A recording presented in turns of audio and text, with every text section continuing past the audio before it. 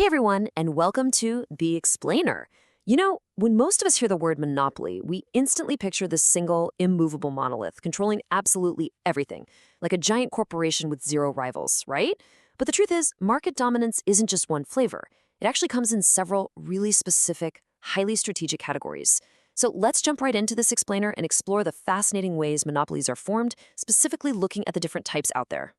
To really wrap our heads around this, we're going to look at 1. Private versus public monopolies. 2. Legal versus natural monopolies. 3. Simple versus discriminating monopolies. And finally, 4. Voluntary monopolies. Let's get right into it. Okay, but before we start splitting market dominance into these different weight classes, let's just nail down what a monopoly actually is. The word itself comes from 2 Greek words, mono, which means single, and poly, which means seller. So a monopoly is literally just a market setup where exactly one seller controls the entire supply of a product and there's no close substitute. Basically, you either buy it from them or you don't get it at all. All right, round 1, private versus public monopolies, capital versus welfare. Look at this divide. It's like night and day. On one side, you've got a private monopoly. This is an individual or a private body running a massive empire. Think of something like the Tata Group. The primary driving force here is maximizing private capital and, of course, profit. Contrast that entirely with a public monopoly, like Indian Railways. This kind of entity is totally owned, controlled, and operated by the government. And the crucial difference? A public monopoly is inherently welfare-oriented. It's really not about making a quick buck. It's about providing a necessary, reliable service to the masses. Moving on to round 2, legal versus natural monopolies. Essentially, law versus environment. Let's kick this one off with human law. A legal monopoly emerges directly from legal provisions. We are talking about your patents, trademarks, and copyrights. When a creator or a business registers a product or a brand, the law places this invisible protective shield around it. It literally forbids any potential competitors from imitating the design, the form, or the brand name of the product. It is an official, government-backed stamp that guarantees you are the one and only provider. But then, on the flip side, we have natural monopolies. And honestly, this is where it gets kind of wild. These aren't built in a courtroom. They are created by geography. A natural monopoly pops up based on very specific natural conditions. We're talking a unique climate, specific rainfall patterns, or a geographic location that simply cannot be replicated anywhere else on Earth. The environment itself acts as the ultimate barrier to entry. Nature literally prevents the competition. So picture it like this. You have your legal provisions, like a formal legal document with an official gold stamp protecting a box of Amul products. No competitor can legally copy that branding. It's a fortress built of paper and law. But then, compare that to a highly scenic, sunlit field of golden wheat blowing in the wind, representing the incredibly unique climate of Punjab. You can't just legislate the perfect weather conditions for growing that specific wheat, right? Nature dictates it.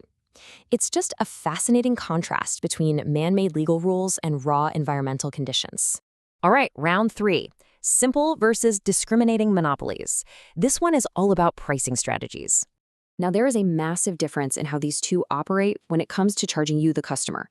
With uniform pricing, a simple monopoly is like a store owner handing an item to 3 different buyers and charging every single person the exact same uniform price.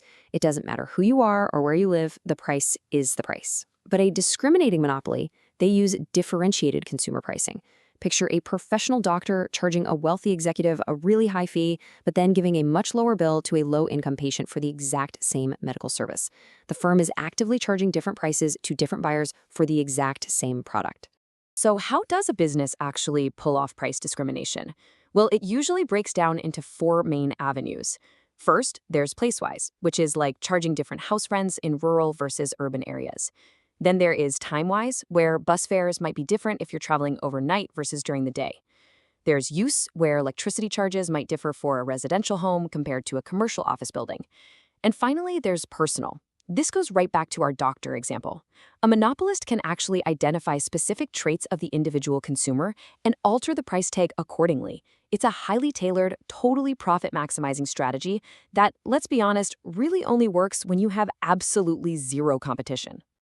And that brings us to our final category, round 4, voluntary monopolies, uniting for profit.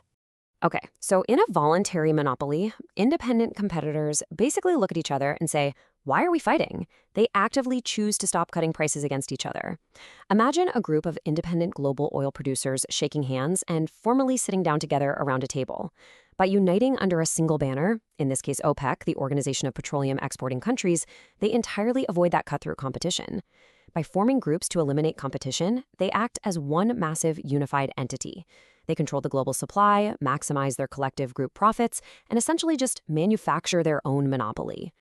So, we've covered the whole shebang. We have seen the profit-driven private giants and the welfare-focused public entities. We've explored monopolies forged by law and those gifted by nature. We've uncovered the secrets of uniform versus discriminatory pricing and watched competitors voluntarily join hands to dominate a market.